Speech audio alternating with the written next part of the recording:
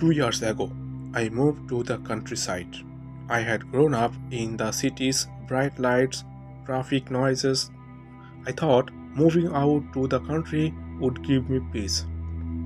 The house I bought was old, standing on the edge of an empty field. Behind it, there was stretched miles of flat land, open sky, and crops swaying in the wind. But there was something else in that field, a figure. At first, I thought it was just decoration, a wooden post with old clothes stuffed with straw, a scarecrow. For those of you who don't know, a scarecrow is basically a fake man made of old rags, straw, and wood placed in fields to scare away birds.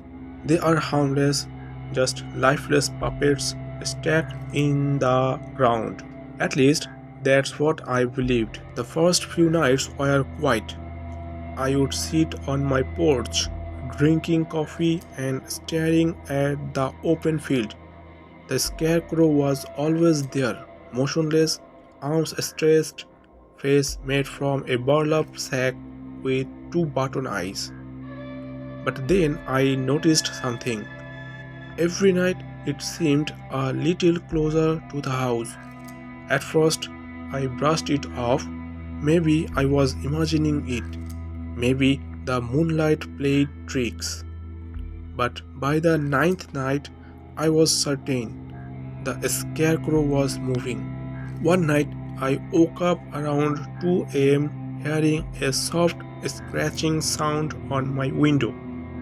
My bedroom was on the second floor. I was frozen because no tree branches were near my window to do this.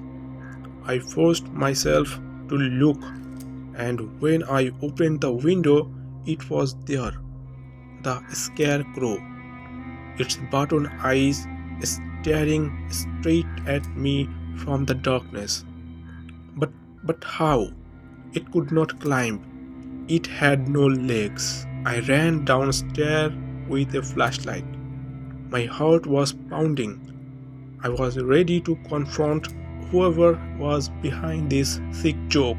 But when I reached the field, the scarecrow was back in its place, standing where it always had been. The next morning, I asked my only neighbor, an old woman living half a mile away, about it.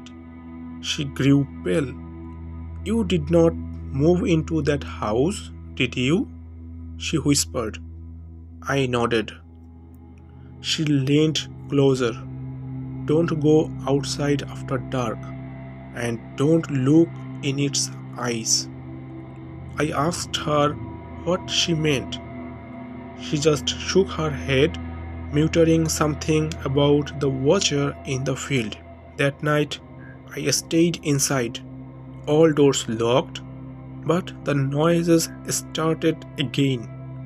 Scratching on the windows, footsteps circling the house, and then tapping on the walls, as if something was trying to get in. I gathered enough courage to look outside.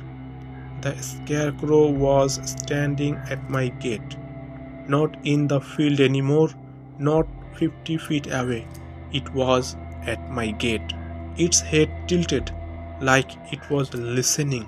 I tried to ignore it, but sleep was impossible that night. Every few minutes, there was another sound, cracking floorboards, whispering wind, and once, I swear, I heard it to breathe.